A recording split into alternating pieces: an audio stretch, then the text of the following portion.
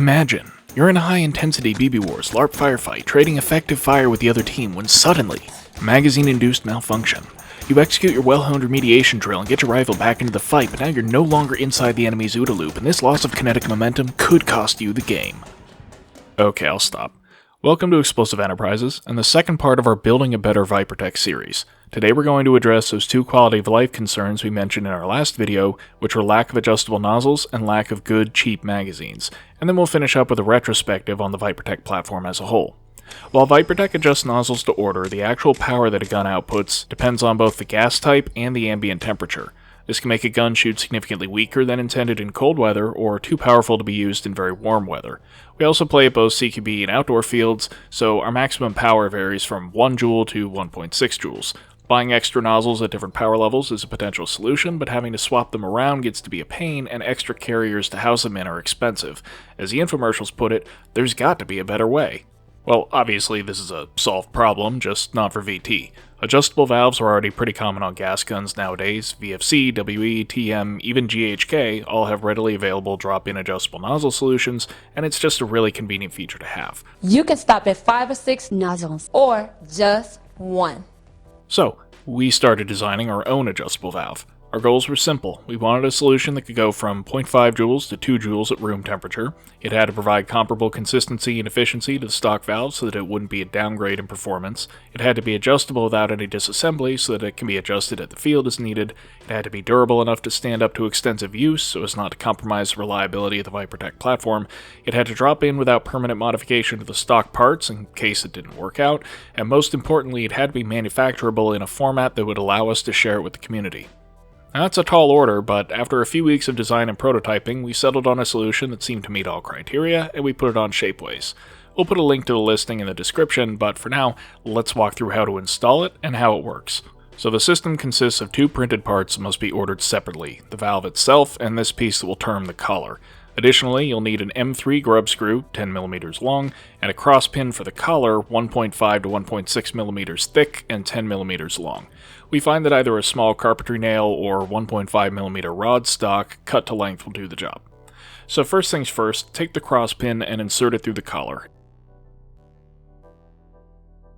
It's important that it doesn't protrude out either side, so file it flush. A bit of super glue may help to ensure the pin doesn't come out.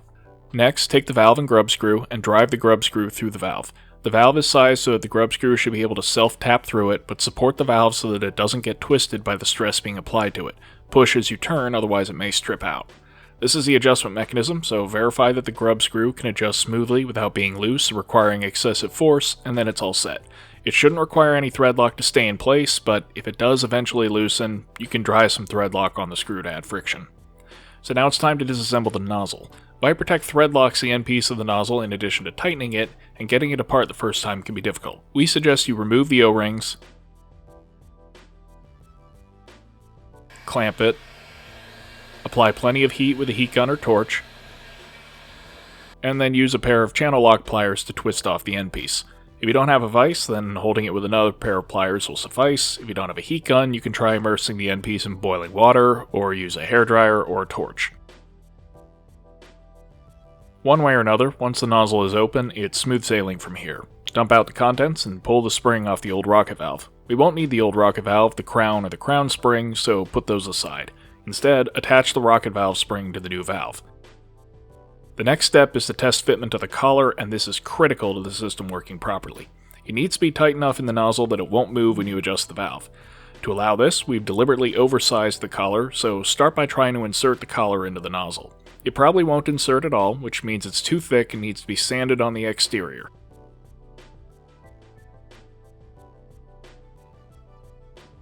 Once it's just barely able to fit, push it back out, orient it so that the pin is facing forwards, insert the rocket valve into it, align it so that the open side of the rocket valve is facing towards the bottom of the nozzle, and carefully use the end piece to push it straight into the nozzle.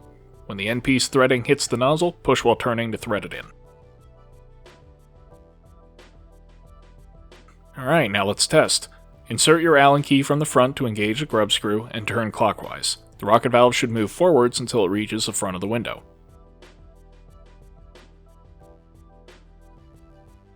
Now turn counterclockwise and the valve should move backwards, and do this until it reaches the back of the window. As you probably gathered by now, the way this system works is that the grub screw on the rocket valve sets how far forwards the rocket valve sits at rest.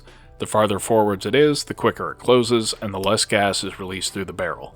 The collar pin simply keeps the rocket valve from rotating through friction with the nozzle. Note that if you try to adjust the valve and adjust spins, that means the collar is too loose, so you'll need to shim it. A small strip cut from a soda can superglued to the collar will work well. But once everything seems good, set the valve to the midpoint, unscrew the end piece to expose the threading, apply a bit of thread lock, and screw it back on tightly. We suggest waiting a full 24 hours for the thread lock to cure before shooting, but the adjustable nozzle is now complete and you can reassemble the gun. When reassembling, double check the condition of the small O-ring on the back of the nozzle. We've noticed that this O-ring often gets sliced up during disassembly and reassembly, so it may be necessary to replace it. The size is 6mm OD, 3mm ID. On the chrono, the midpoint of adjustment should produce between 1 and 1.5 joules at room temperature, but this will depend on your BB weight, inner barrel diameter and length, and magazine type. To decrease power, insert the Allen key through the front of the nozzle and turn clockwise. To increase power, turn counterclockwise. Keep in mind that if the rocket valve goes too far backwards, it won't build up pressure behind it and won't close at all, and this will affect your gas efficiency, so if the gun starts seeming sluggish and the power isn't increasing anymore, stop and go back. Otherwise, expect the valve to produce inconsistent FPS at first, and often shooting slightly hot for the first round if it's been sitting for a while. There's a break-in period of a few hundred rounds as the parts smooth out, but once it settles in, we've found consistency is improved compared to the stock valve, and it appears to be less sensitive to input pressure changes as well. If you have a ViperTech, break-in should be nothing new, just go shoot it. As far as durability is concerned, we used an HPA-powered machine gun build for stress testing these designs. Our initial prototype held up for 12,000 cycles in one weekend, and the production version we offer is substantially reinforced compared to that. Nylon PA-12 is a tough material, and multi-jet fusion is a stronger process than typical consumer printing technologies, so we're quite confident in the longevity of this product. If we do encounter any issues long-term, we'll revise the design as needed, so please let us know if you ordered the parts and run into trouble. For now, we're calling this a viable adjustment solution, alleviating our biggest headache with the platform. But I'm not done yet! The other issue was the lack of good, cheap magazines, so let's get into that. Like we said in the first part, the two most common recommendations for VTs are EBTech Lightweight Stanags and ViperTech PMags. These are both perfectly serviceable mags, but they can be annoying to maintain due to their archaic seal design, and can have issues with feeding bio-BBs due to the use of sharp metal feed lips. More importantly, they're quite expensive on top of an already expensive base gun, and are often hard to find. One of the alternatives that the ViperTech community has turned to is GHK magazines. These are cheaper, although not by as much as they used to be, and can be used with the popular Devil Hunter mod to run off liquid CO2. They don't quite work out of the box in ViperTechs though, so let's run through what it takes to make them work. First, the magazines themselves are wider than modern VT magwells. For the PMags, this can be alleviated by either filing them down or inserting and removing from the gun until they break in. But the Stanags have a steel shell and cannot break in, so the magwell has to be widened to fit, which we'll demonstrate shortly. The Stanag shells also tend to be bowed out in the middle from the factory, so it helps to compress them slightly with a pair of pliers before testing fitment.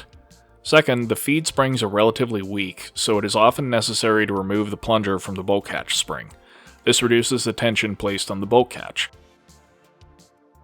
However, once this is done, the bolt catch may be able to travel too far and will hit the nozzle rather than settling on the carrier. If I depress the bolt catch and retract the bolt, you'll see the catch pop up into the catch position, but if I go a bit further, the catch will pop up into the path of the nozzle. To prevent this and limit the bolt catch's travel, it's necessary to insert a spacer, typically made from a roll pin, nail, or rigid wire cut to length. Mine is around 23mm, but you'll need to experiment for your gun because dimensions vary. If it's too short, the bolt catch will hit the nozzle, and if it's too long, the bolt catch won't go high enough to lock reliably. Once that's sorted, there are a few things on the magazine to adjust. The routers may be too tall and create excess drag, so they may need to be filed shorter until they just touch the nozzle. The feed lips on GHKs are typically too tight and will crack if used without modification, so they need to be filed wider. And the bolt catch lever tends to engage a bit too early, so the tab on the side of the follower should be filed a little shorter. With all that done, the GHK mags work pretty well, and we've had success using them for the past 2 years. However, in recent months I've been interested in trying out VFC magazines, which despite being farther from the Western Arms standard, offered some hope of being convertible to fit. We're happy to report that they do work, and while some permanent modification is needed, none of it prevents either the gun from being used with other mags, or the mags from being used with VFC guns. So So let's jump into the conversion process, and then afterwards we'll talk about the advantages that might make it worth it to you. First things first, like GHK mags, VFC mags are wider than their Western Arms counterparts. We start by taking a read on the magazine with a pair of calipers, then examining the width of the magazine well on the rifle to determine how much material needs to be removed. Basically, the magazine well has 4 corners that will need to be filed down, and removing a bit of material from the front will help too. To facilitate access, I separate the upper and take out the bolt catch and magazine catch. So, I use a steel file to start removing the material, taking care to keep it level, going just until the anodization is evenly removed on each of those corners.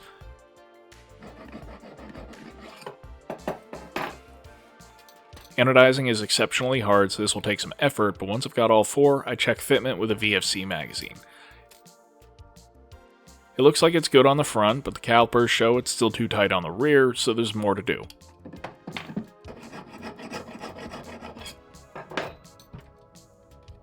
After a bit more incremental work, the magazine can now insert most of the way, but it still hangs up just a little bit. Looking around the sides and wiggling the magazine, I can see that it has clearance on either side, but it's a bit too tight on the front and back. So I'll take a bit more off the front, and I'll check it by reinstalling the upper and inserting the mag until it hits the nozzle. When I let go, it drops free, so this mag well is done. I've been at this for over an hour, so I'm going to take a break and get a drink, and since you guys compare us to bada bing anyways, I'm going to make some Turkish coffee. While I do that, we want to note that the widened mag well will still work with Western Arms pattern mags. They'll have a bit of wobble, but not enough to impact function. We don't think you'll want to go back though. VFC mags are a massive improvement for reasons we'll get to soon. I find that magazines often don't get a lot of attention in reviews, and I think that's a mistake because the mags can have a massive impact on the performance and general user experience of a gun.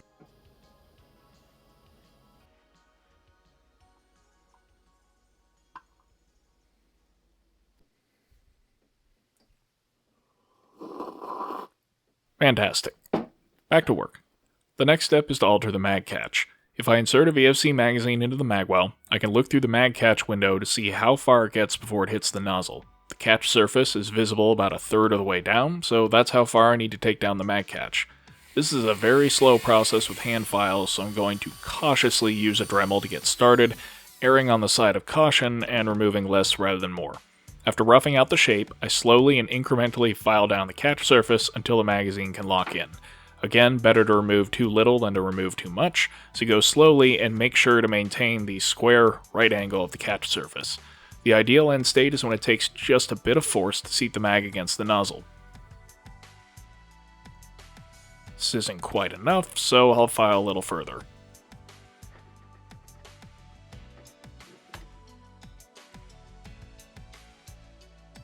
Perfect. Now the modified surfaces get polished with some fine sandpaper, and then the work on the gun is complete.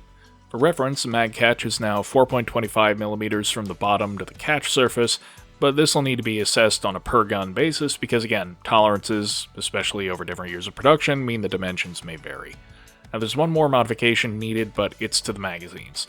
VFC mags have shorter valve stems, so it's necessary to extend them to work properly, and there are a couple of options here. One is to DIY some steel caps. You'll want 5mm steel rod and 5mm inner diameter, 6mm outer diameter steel tubing. Cut a 8.5mm length of tubing and a 1mm length of steel rod, then epoxy the steel rod into the end of the tubing. Make sure it's fully reamed to 5mm in inner diameter, then slide it onto the valve stem. Repeat for all other magazines. That's a lot of work, so if you want to make it easy, we sell the 12-pack of extension caps through Shapeways, and these friction fit directly onto the valves. And if you have a 3D printer, we also have the extension cap up on Thingiverse, so you can print them at home. We'll have links to these in the description. With the valve extended, the VFC magazines are now good to go. To revert to Western Arms mags, you'll just need an original mag catch to swap in. You can get those from Vipertech or convert a real one. Oh, and one more note is that on some guns, the bolt catch may just be a bit too short to be engaged by the stop on empty lever, so this can be fixed pretty easily by just epoxying some spring steel to the underside of the bolt catch to extend it forwards. Again, doesn't impact compatibility with other mags. So of course, the big question is, why jump through all of these hoops? What makes VFC mags so special, especially when GHK mags work well enough already to be a popular conversion? Well, it's a lot of little things. First off, VFC mags have the feed lips integral to the entire top of the magazine rather than a small piece, making them a lot more durable than the GHKs. Unlike the VT or EB-Tech feed lips, they're plastic, so there's no risk of bio-BBs getting nicked during feeding. The mags can also be loaded with a normal speed loader from above, even without the VFC adapter. Other brands typically require a separate adapter or pen loader, making them more difficult to reload in the field. The gas router is a robust design and made of nitrile rubber rather than silicone as on GHKs, which improves the seal under pressure and reduces wear and tear. This has proven especially relevant on the LMG build, which typically goes through 3,000 to 5,000 rounds in a day, and was starting to chew up its GHK router pretty badly. The magazines incorporate these faux feed lips, which make inserting a magazine as smooth and effortless as with a real AR. VFC valves are recessed into the body, even with the extension cap, so they can't be accidentally pressed when inserting into a mag pouch. The valves themselves have the highest throughput we've seen on any gas AR mags, and are able to cycle the heavy VT carriers and springs even at low temperature. They also seal on just 2 O-rings compared to 4 for GHK. The feed springs on the VFC mags are stronger than GHK, so they don't require any bolt catch modification and feed more reliably, which helps avoid the malfunction you saw in the intro. The gas reservoirs are a pretty significant difference because VFC mags can hold 22 to 25 grams of gas without siphoning, compared to typically 15 to 17 grams for other brands, giving about 50% more gas capacity. They also use fitted gaskets rather than O-rings to seal, which massively reduces the frequency of leaks. The VFC mags are also a one-piece aluminum design rather than separate reservoir and shell, which avoids the wobble that often creeps into the two-part design of the GHK mags, helps the mags recover from cool down by conducting heat better, and makes the mags lighter. A VFC Stanag weighs 365 grams empty versus 460 grams for GHK. They're also quite durable and can survive being regularly dropped on hard surfaces.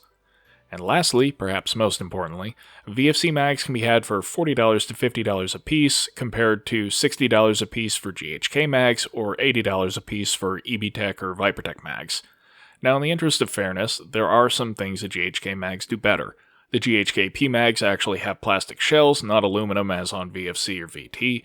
The surface finish on the GHK Stanags is a bit nicer, at least until it rusts, and the curvature is a bit closer to correct for USGI magazines.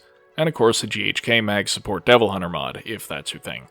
But overall, while there's nothing really bad about GHK mags, VFC mags are generally easier to use, require less maintenance, hold a ton more gas, and are significantly cheaper to boot. As well, all the permanent modification is confined to the gun, so getting more magazines is just a matter of adding extension caps to unmodified VFC mags. These are some of the best designed gas gun magazines we've seen, and they really elevate the ViperTech platform in both raw effectiveness and ease of use. Personally, I started looking at VFC mags when I decided I wanted a combat load of 9+1 20-round magazines for my NCR service rifle build, and to get away from the mediocre Pro-Win mags I've been using. When you're considering 10 magazines, the difference in price between VFC and GHK, let alone VT, is pretty significant. So I experimented with VFC mags initially for the sake of affordability, and then discovered the host of other benefits that led me to switch entirely to VFC for my 30-round and drum mags as well. It's a significant amount of work on very expensive rifles, but I strongly feel the end result is worth it.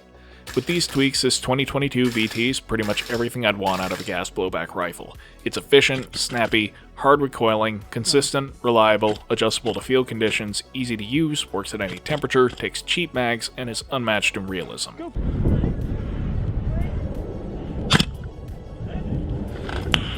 Nice.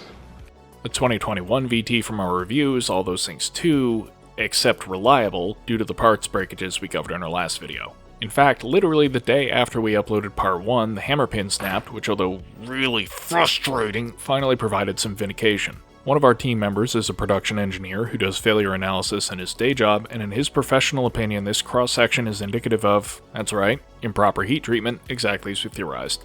While the parts that have broken are dirt cheap, and each properly tempered replacement brings this ship of Theseus a bit closer to the rock-solid GBBR it's supposed to be, but come on, I shouldn't be having to do this. So, as we come to the end of this two-parter, the looming question remains. In light of our experiences over the last 2 years, have our recommendations changed from our initial review? All I can say is if you've watched our videos, you know what you're getting into. Although the heat treatment issue has been resolved, the guns still aren't perfect. There remain out-of-the-box design issues with feeding and lockback that still require some tweaking to resolve, and while we now have solutions for valve adjustment and converting to better mags, they do involve a significant amount of work. So, we still maintain that if all you want is a good, no-fuss GBBR to play with, just buy a TM or a newer VFC. But, if you're the kind of technically minded go-getter looking for external quality, shooting experience, and raw gameplay performance all in the same package, and you're not afraid to take hand tools to a $1,000 rifle to achieve it, then Vipertech is the platform for you, and we're happy to share both guidance and parts to help you get there. Well, I think that about wraps up our 2-year follow-up. For those who aren't interested in VTs, we appreciate you sticking with us through these admittedly niche videos. We'll be getting back to reviews and some more generally applicable content soon. Let us know in the comments if you have any questions, and as always, thanks for watching.